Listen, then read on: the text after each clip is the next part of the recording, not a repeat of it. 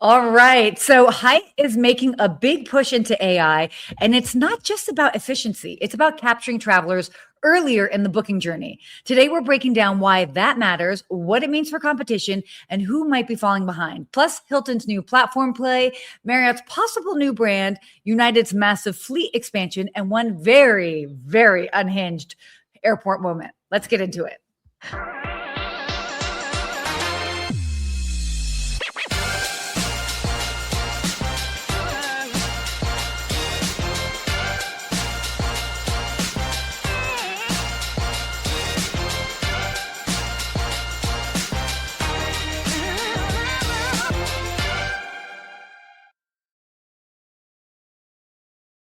Well, a very good morning. Good morning. We have got the fabulous Katie Klein joining us today. In case you were wondering, you're like, wait a second, hold on, that doesn't look like Steve. Steve's looking a little different today. No, hello everyone. I'm Katie Klein. I'm the host of Skift's podcast, Sweet Success, and so happy to be back with my friend Sarah. I love it. I love doing the show with you. I obviously love doing the show with Steve as well, but it's always fun. You always bring a great, unique perspective to it, and I don't know. It's I just really love how you are able to articulate your points of view, and it just is super interesting and great. So that's a very kind thing to say to a mom of two who definitely has some baby brain still going on. Oh no, you are doing fantastic. So don't you worry at all. But I'm sure you're kind of like, wait, oh my gosh, what are we doing? Where am I right now? Yeah, exactly. So speaking of where are you right now, where in the country are you joining us from? We always start off the beginning of the show. Everybody, if you're tuning in, let us know where you are joining us from. I am at home in New York City, and I see Lou is joining us from Charleston. He said it's a high of 70 today, so a little chilly. To me, that sounds glorious, Lou. What about you, Sarah? Where are you? Well, I happen to be actually in Las Vegas this week. Which is nice for a little bit of something calm for those that have been following along. I was in Orange County last week, Brazil the week before, Berlin the week before that. Whew.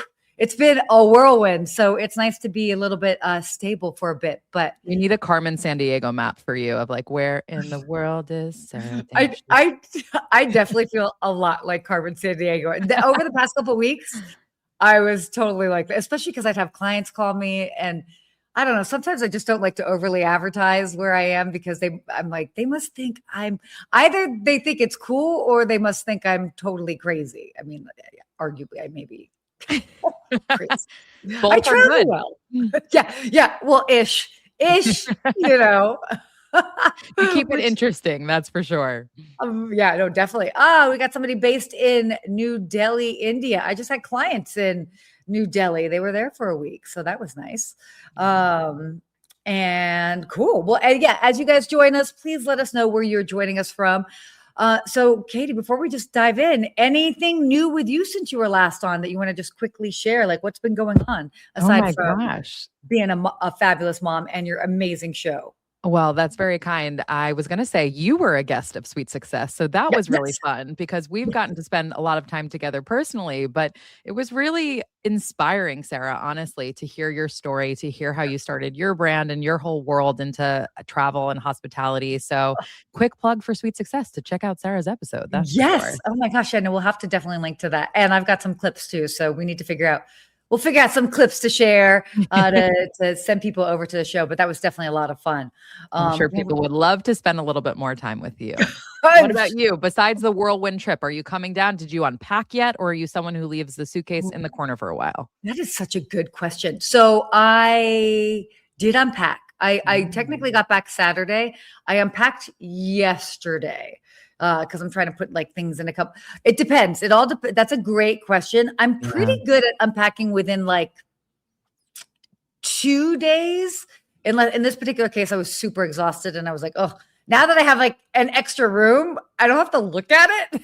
So I'm like, oh yeah, I should unpack. But there are times that I have like a quick turnaround, you know? And so there was like the one night I landed, I got in at 1 a.m. and I was back out at 8 a.m. So obviously in that case, I definitely unpacked and repacked. Yeah. But, I'm admittedly horrible at that. I do leave it a little too long sometimes. And the carry-on sometimes, like the actual physical small carry-on, because I don't check. I don't like to check my bag. So I have a big carry-on and then my little, parcel purse thing. Sometimes Yeah. that doesn't even get fully unpacked and it's just ready for the next trip for me. Totally. Well, my carry-ons definitely stay mainly packed and ready to go for the next trip. I also have my toiletries. By the way, this is turning into a whole travel tip series, but we'll get into our topic shortly. I actually keep my toiletries pretty much packed and ready to go. And if I remember from the trip, like, oh, I was running low on XYZ. The first thing I do when I get home is make sure I stock up on whatever that is. So when I'm packing, I literally just toss in the toiletries and I don't have to worry about anything. So that's Perfect. a nice little pro tip here. I But love that hack. I know enough with our travel tips. Why don't we get into some topics? Are you Let's ready for that? talk. Yes, Okay, let's do cool. it. You're like, let's talk. All right. Our big story this week is about Hyatt and their AI strategy, winning the customer earlier. And, for those that have been really following along with the AI journey and seeing just what's been happening, it's all about how do we grab the traveler or the customer earlier in the journey, because now we're playing in a whole new different landscape with AI. So Hyatt is using AI tools there to basically engage travelers earlier in the discovery phase. So not necessarily just a booking. And they've found, which is not a surprise, that early results have showed improved conversion, sales efficiency, and productivity gains. So this is great because it helps them kind of compete directly with OTAs, Google, all of that. So I love the example that they gave that you can essentially give a prompt, something like, I want to go somewhere where it's 70 degrees or warmer, where there's a great golf course and there's a beach, maybe a Michelin-starred restaurant within a 5-minute drive. yeah, And I think that this is really cool because a lot of times, I don't think all of the times, but a lot of times you don't really know where you want to go. If I think about this summer, I planned a long weekend with a big group of friends and all of our kids. I wanted to be within a 3 to 5 hour drive of New York City. I wanted a house big enough for all of us. I ideally wanted a pool or a lake, maybe some walkability. But other than that, I didn't really care where we were going. Or yeah, even after Christmas, my husband and I wanted to take the kids. We wanted to go someplace that had a direct flight from New York City. We wanted it to be a fairly short flight, same time zone ideally, to someplace warm.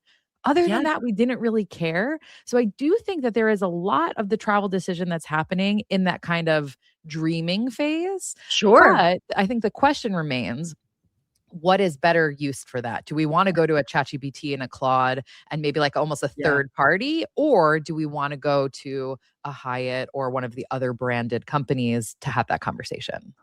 Well, I think that's a really great point, and I love that you said that because there is, I think, all too often, maybe those in the industry underestimate how, in general, people can be fairly flexible at the beginning. I just had a woman yesterday in the gym. She was like, "Oh my gosh, you're in travel. Maybe you can help us decide and plan our honeymoon. Like, we don't even know where we want to go. We just want to go to a beach and just like relax on the beach." And it's like, that could be anywhere. That could Yeah. be Mexico. That could be the Caribbean. What type of flight are you wanting to do? You could go to the Philippines. Like, it could be Yeah. so many different things. And I think there is also, as you kind of mentioned, that dreaming phase. It's like that discovery phase is kind of interesting because it kind of lets people realize, oh wow, these are the possibilities, Yeah. which is kind of nice. The huge opportunity I also see, and they touch on this in the article, is that this is going to give Hyatt and other companies who are using search AI like this really a good read on what the traveler's priorities are, what Yeah. price sensitivities they might have, their desired trip type, and potential add-ons. Yes. I also think, and we're going to talk about this in a future article that we'll get to, but I think Yeah. it's also going to tell them what new brands should we launch or are we missing? What destinations do we have Yeah. demand in that maybe we don't actually have Totally. something to service? That's going to help them really intentionally draw their development pipeline as much as it's going to help them to know like, hey, we can buff up prices here or, Yeah. surface this more. Oh, no, that's such a great point because they're really, I mean, they're going to have access. We all know that data, that information is so important because they'll be like, okay, wow, there's been a lot of particular searches for, you know, road trips and national parks. And it's like, how is our presence in those areas, whatever that might be. So, Mhm. yeah, that is a very, very key point. But again, it's interesting. I mean, it's showing that it just everybody that's in travel, as in all the big brands. I mean, they're very actively incorporating and getting involved in AI so that they are just further upstream, so to speak, of the whole planning process as they should be. And it is still, I still think it's because there's been a little bit of waffling back and forth. I know with ChatGPT as far as, okay, can they book? Will they be able to book right then and there, like in the actual chat conversation? Does it push them to the others to another site?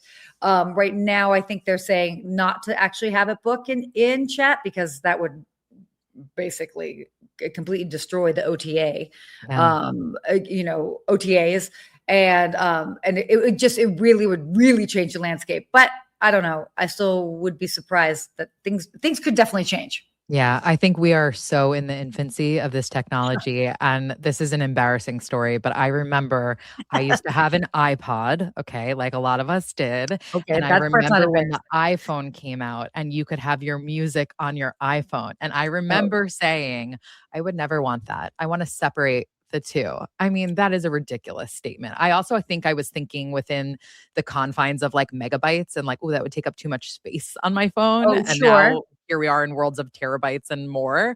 So I think very much with AI, I've already seen in my personal life that shift from like thinking about AI as chatbots to now seeing the full spectrum of what it can do. I remember when it was first coming out as well, people were talking about how the searches were moving from Google to ChatGPT. Yeah. And at first, again, I was a bit like, I don't know, like, would I need that? But there's so much nuance that you can talk to AI with that you can't just in a straightforward chat. So I think it's just cool to see travel companies, hospitality companies, hotel brands experimenting with it because I don't think anyone is going to get it right on the first try. But I think making it a priority in your business landscape means, like you said, you're going to be more ahead than people who are just sitting back and saying, I'm never putting songs on my iPhone. Yeah. Oh, and that's such a great point. By the way, I love that you brought up the Google example because I remember people just typing stuff into chat that I was like, I would just type that in. There is yes, you can use both, but there are definitely certain things that I absolutely still search for in Google. And then if I want like a different explanation or something more in depth, I'm putting it into chat. I don't know. I still use them in slightly different ways. But yeah, I mean, people would just be like, let's just ask chat. And I was like, well, you're gonna ask chat for like a website or whatever. It's just like, okay. But yeah, I mean, again, it's where they're just grabbing users' attention and then they can, from that, I mean, the possibilities are endless. Yeah. Hotel brands, airlines, etc., wanting to own more of the traveler journey than just the stay or just the flight is nothing new, right? This has been going on in our industry from the beginning of time, really. But I think this is now a really cool way that they are not only going to help the traveler surface places that maybe they didn't even know were in the portfolio, but vice versa, get that full loop of feedback to then implement different strategies or openings, etc., in the future for them as well. Yeah. It's changing fast. It is changing fast. Well, speaking of changing fast, why don't we go on? We've got a couple of other stories that we want to touch on. We'll probably do a little bit more rapid fire on them, but big things happening in the world of hospitality. So our next topic here is Hilton and Yotel. Could there be a new platform model? So Hilton's deal with Yotel suggests a shift towards a platform style model, which is bringing sort of external brands into Hilton's ecosystem. Always a big thing, a big thing for a lot of these bigger brands. Ultimately expanding distribution without really having to build it from scratch. So this is interesting because it's kind of signaling an evolution beyond traditional franchising, which is interesting. But I guess the big question is, and I want to hear is like, are hotel brands basically becoming marketplaces? I would say, they are. Absolutely. right? I mean, and we're starting to see this. Marriott has a licensing deal with MGM Resorts. Yep. Hyatt has a Yep. near identical one with the Venetian in Las Vegas, IHG with Novum. So we are Totally. starting to see this more and more. And Mhm. what's interesting to me, and the article did touch on this too, is the reputational risk. Because, Mm. Sarah, when I was at Marriott, when I was at Starwood, I was on the crisis communications team. We saw back in January that Hilton removed a Minneapolis Hampton Inn Mhm. from Yep. its franchise network after that Yes. hotel had Oh, refused to service to I wish I would have talked to you about that, but y yes. yes, absolutely. So that they were able to do that because they have this 300-page plus franchise agreement that is able to be very, okay, you've done something that hurts our reputation, you are out. If you are bringing in more and more product that you potentially have less control over, could that potentially affect that brand halo in the future? That's a great point, and I love also that you use the term brand halo. Uh, so certainly from the brand standpoint, but also just the consistency, so that like what you're going. I mean, but then again, it's basically like sub brands under the bigger brands.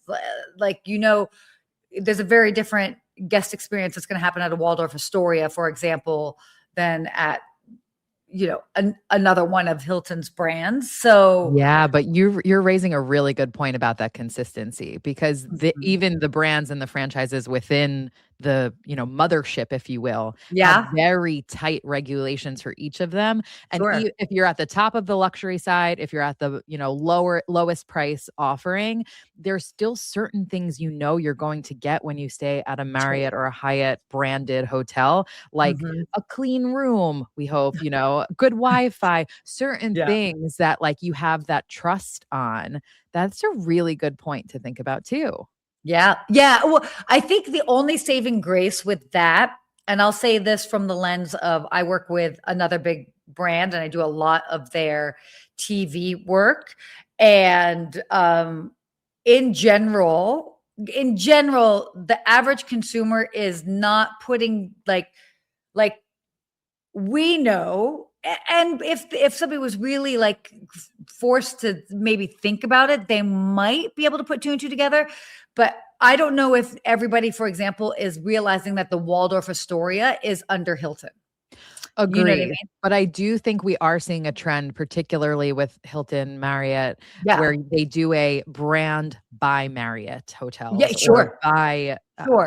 When the name is in the Hilton, right? title, totally different. Exactly, and they're doing that more and more. I know we'll talk about that in one of our other stories Yeah. too, potentially a little, gossip happening in that space, but it is if you're tying yourself that closely. You're right. So I think if you're going to stay at a hotel, unless you booked it through the Hilton website, you probably have no idea that this partnership exists.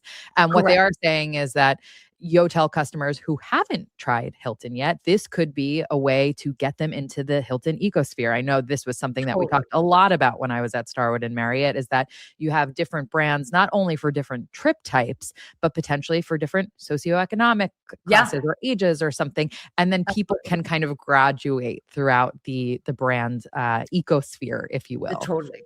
Totally. No, that's such a great point. And I mean, that's the whole point is like kind of get them in at the entry level and then like, maybe with work or this type of travel, or that's the whole thing is it's like, oh, we like staying at these type of properties when we're going for work, traveling for work. We like staying at these other types of properties when we're traveling with our family. And so there really is not only something for every traveler, but even as they kind of grow like through their profession and maybe they're socioeconomically they can travel differently in 5 years and so they can kind of stay in that system. So yeah, Absolutely. no, that's Yeah. a very good point. So why don't we go on to our next topic here?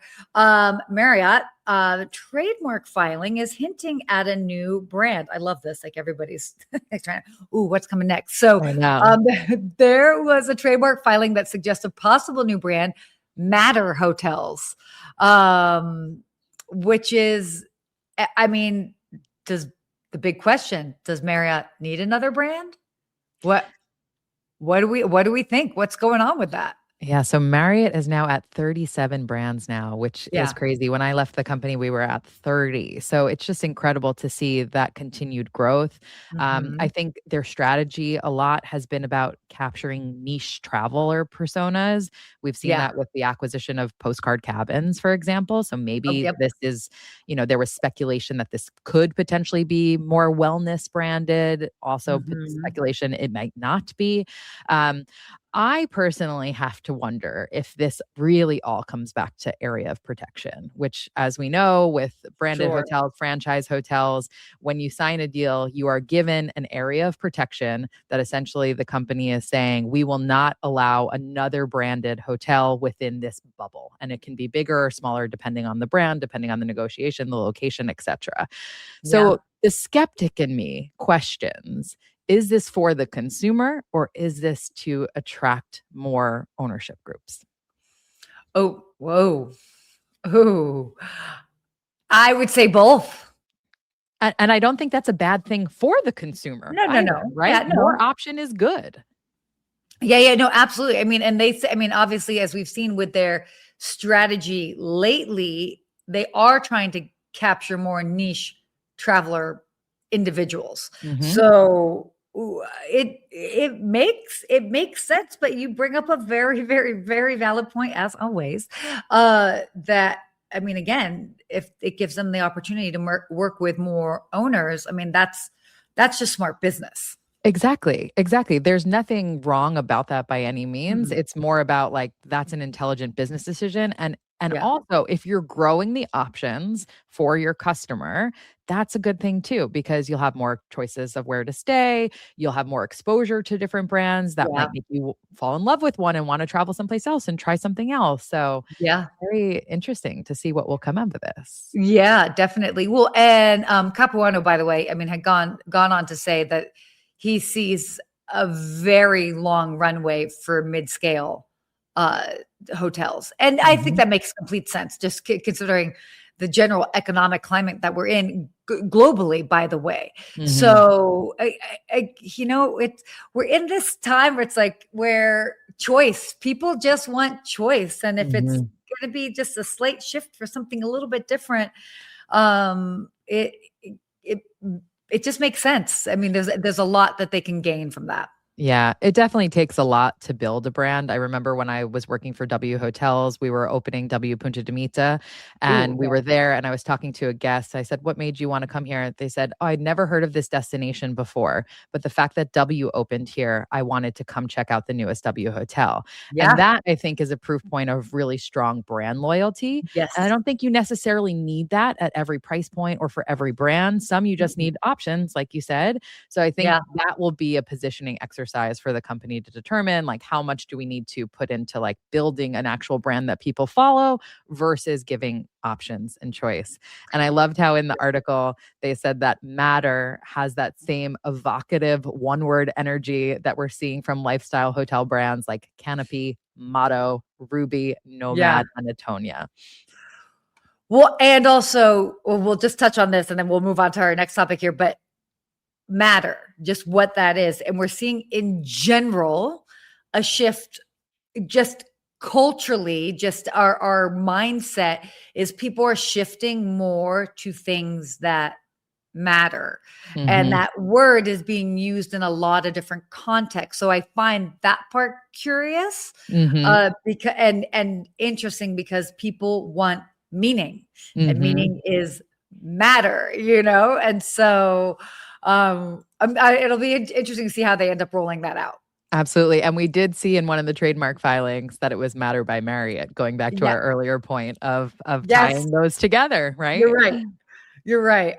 Okay, so Lou's saying when I'm looking for a hotel and see brand by Marriott, I know what to expect. Exactly. That's Yes. exactly it. We also have someone joining from the Caribbean. How Yes. lovely. And Matthew joining us from Vermont as well. So, hi, everybody. Thanks for Yes. joining Thank us. you for joining. Exactly. All right. So this is interesting. Shifting gears a bit to airlines, and there's, by the way, there's a lot going on with airlines. But United is planning to add 250 planes, basically expanding their fleet. I think it was by 2030 30, if I remember correctly. I'll pull it up in the article, but that's huge. They're basically they are really trying to expand their fleet, but more so with premium demand, because these particular planes will basically have more seats and more. Will have more premium offering or premium seats that they're able to sell as they've seen, and we've seen this kind of across the board, which also applies to hotels, is that's really where their moneymakers are, is in premium, and airlines are completely in alignment with that, and they have a strong confidence in long-term travel demand. I agree with that. We as a society will never stop traveling. There might be dips because of things that are happening currently. Yeah, one of the big ones being jet fuel, which I know that just a couple weeks ago, there's like, oh yeah, that might increase fares by 10%. I highly would recommend or suggest that it will probably increase fares by 20%, which is a significant price jump. Yeah. Yeah. And it's interesting. The CEO said that demand is strong and has remained so with the rising oil prices. Yeah. But I do think you're right. At a certain point, the customer is going to go, is this worth it? Is this price tag worth it for me? They say they're preparing for oil costs as much as $175 a barrel and staying above $100 a barrel until 2027. So that is a significant jump. But you're right. Not only are they taking up more space for premium seats, but they're also adding something in the back, which I think is quite cool, a snack bar. I really like this idea. And they talked about other airlines who are doing something similar too. You do always have that kind of funny interaction with the flight attendant where it's like, you may get your one cookie now. Yes. And maybe you didn't want the cookie, or maybe you wanted 2 of the peanuts or whatever it might be. So I do think that kind of self-serve option is interesting. I wonder if that's also about staffing too, but quite an interesting option for us as travelers. It is. I mean, my understanding is that they'll still do their regular like food and beverage sort of service, but I don't know. Oh gosh, I mean, I'm gonna go out. I'm just gonna say it. Sometimes some people get rowdy in the back of the plane, and it's like, and I also refer to a crowd as the Costco free sample crowd. Like, oh, there's a free sample. Oh my gosh, and that's not necessarily my favorite crowd because people just so. I'm hoping that it doesn't turn into like a bum rush and like people are actually like sophisticated about it. I do see similar things on international flights, but it was interesting because it's a similar but different touch. But in Delta, for example, in their more premium cabins, they come around and instead of just like the normal tray, they actually come around with a basket that you can choose from a variety of things, and they're more like elevated snack options. So I'm just curious how this will be, because also, do they want people moving? They said in here that like, oh, people can move about the cabin. And I'm like, but do we want that? I don't know. Very true. Yeah. Lou said in the chat, the airlines need to change their approach and have larger planes and fewer flights. Airports just can't handle the traffic control. Yeah, that's great. We are days after the unfortunate crash at LaGuardia just here. So it's an interesting point that he raises. Yeah, no, completely. I mean, there's a lot of shifts happening. I mean, this is going to be interesting to see how it'll roll out. I mean, it's obviously not changing tomorrow, but these plans I think make sense as far as moving forward in the future for United. So, and should we move on to something that does not make sense? Yeah. Let's go on to that. Our unhinged travel story of the week. Okay, this is wild. Do you want to kind of lead in this? Sure. A real possum was discovered hiding among stuffed animals in an airport shop in Tasmania. Shoppers actually thought it was a plush toy at first until they saw its eyes blinking back at them. Blink, blink, blink, blink. That's wild. A possum, an actual possum. I mean, that is just crazy. Oh, Paul joined us. Free stuff turns everyone into a giveaway goblin. Ooh, giveaway goblin. I'm gonna have to steal that. Oh, I like that. Yeah, no, definitely. But this is, I mean, come on. Okay, what's happening here? How is a possum getting into the airport? Also, like, what was the possum? Not that now we're trying to get into the mindset of possum, but like, did he like, What was he it's like, thinking? oh, my people. And it's like, wait, they're not, no, like, what's I happening? just loved the very dry Aussie reporting at the end of it, where it said it was unlikely to have been placed there as a prank. Someone would have had to put the possum through x-ray screening to get it into the secure departure terminal area. Like, yes, thank you. Thank you for pointing that out. Oh my gosh, can you imagine? I mean, also like a possum too. That's crazy. I know. I know. Like, Never a oh dull my gosh. moment at airports, I suppose. No, no, never. I mean, it is also, I mean, we are talking about Tasmania. So but I love that it found itself like right next to like kangaroos, stuffed kangaroos and all that stuff. Like, That's right. That's right. this is great. Yeah, this image is hilarious. Like and it's just like blinking back at it. So let us know, guys, if has there been anything crazy that you've seen at airports? I feel like the craziest thing that I've seen. I'm used to seeing dogs, although I feel like I saw a lot, and now I don't see as many. What always is interesting to me is cats. I get it. People have to travel with their cats, especially if they're moving. Generally, it would be like when they're moving. But when I'm on a plane and I hear like a cat meowing, I'm just like, what is happening? It's like, what are these? This shouldn't be here right now. This shouldn't be here right now. And the poor cat's probably like, what in the world is happening? But I've actually flown with my late dog twice when we moved to the UK, yeah, when we moved back from the yeah, UK. And it is a trip. I mean, sometimes sure. the requirements are crazy. They required us to bring diapers for the dog. Like Yeah. as if my dog was going to wear that. But Kate is joining us. She said, "Oh wow, I would freak out. How did that happen? Who handled that situation?"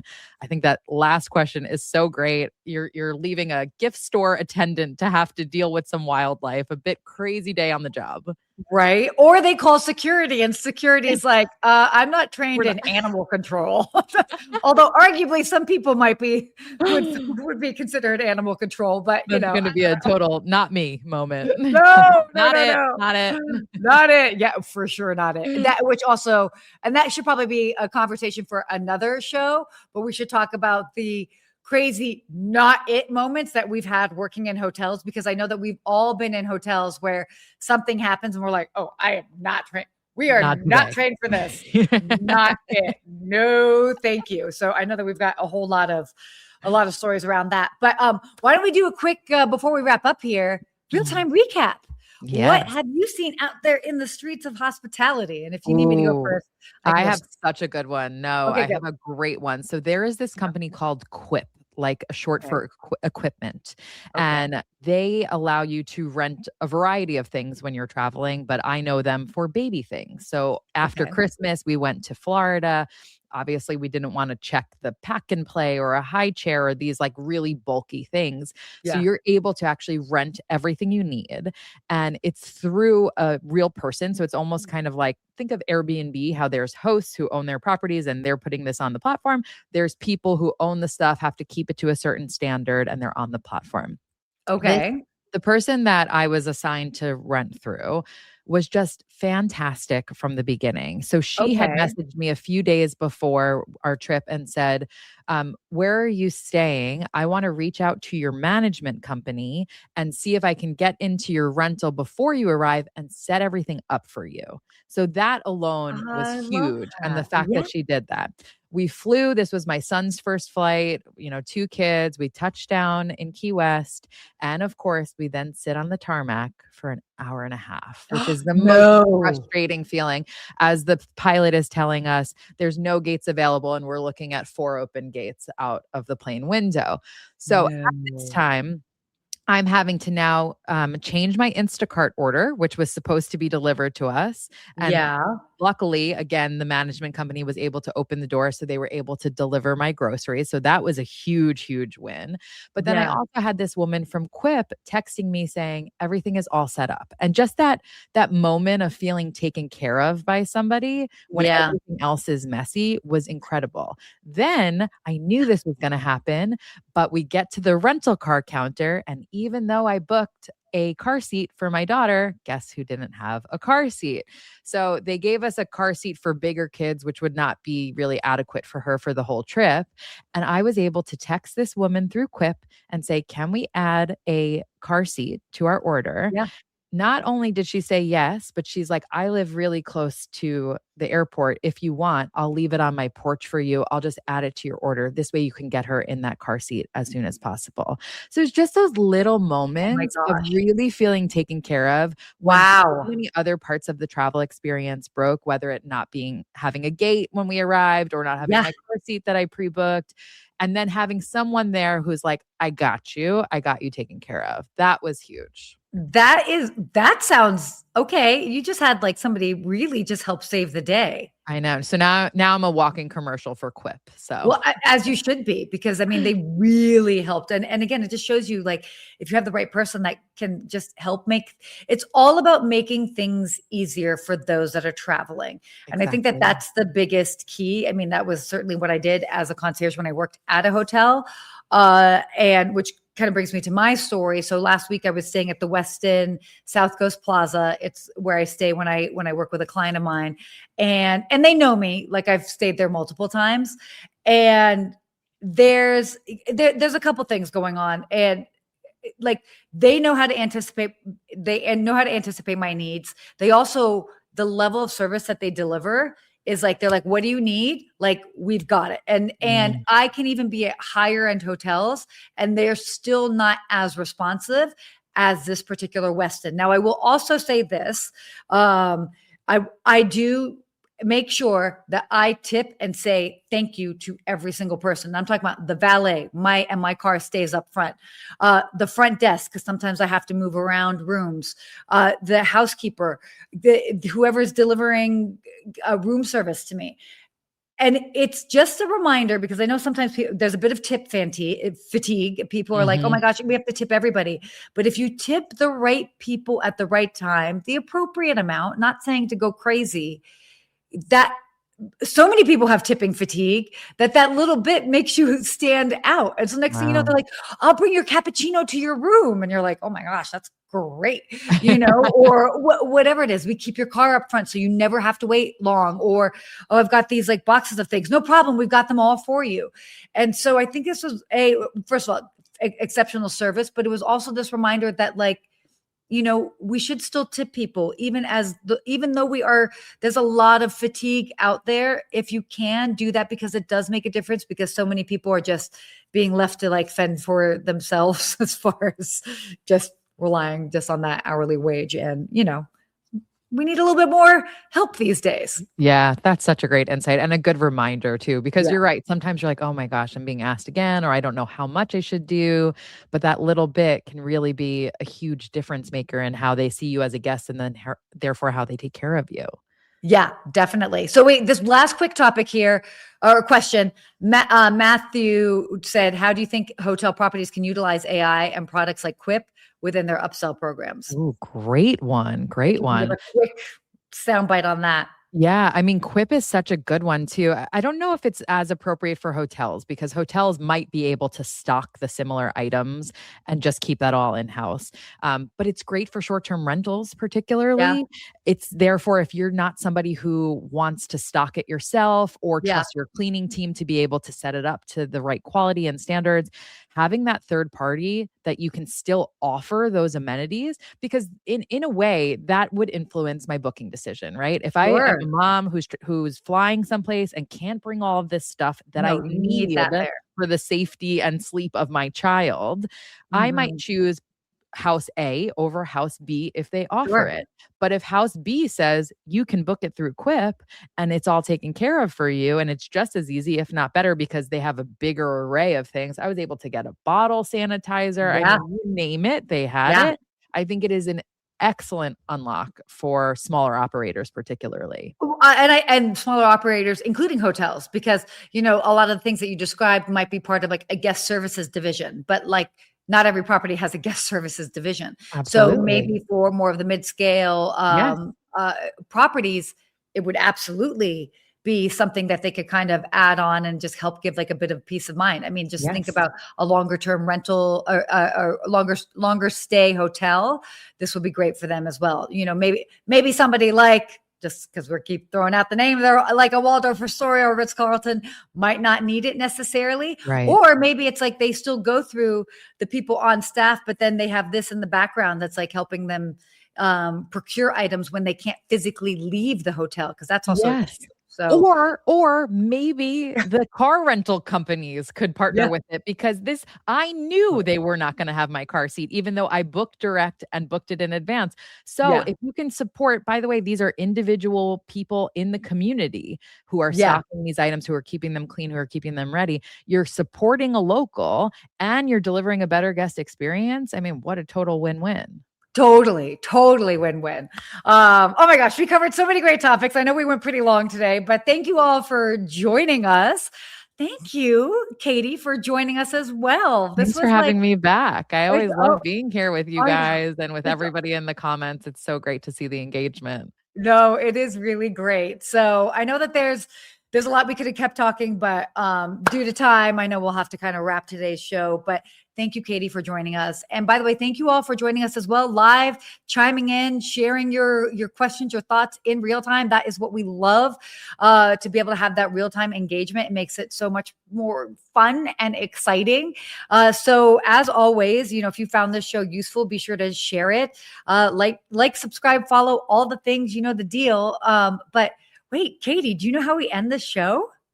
Tell me. We both say stay hospitable at the same time. So All right, let's do it. that we can do that. All right. So with that, thank you guys for tuning in. And until next time, Stay hospitable.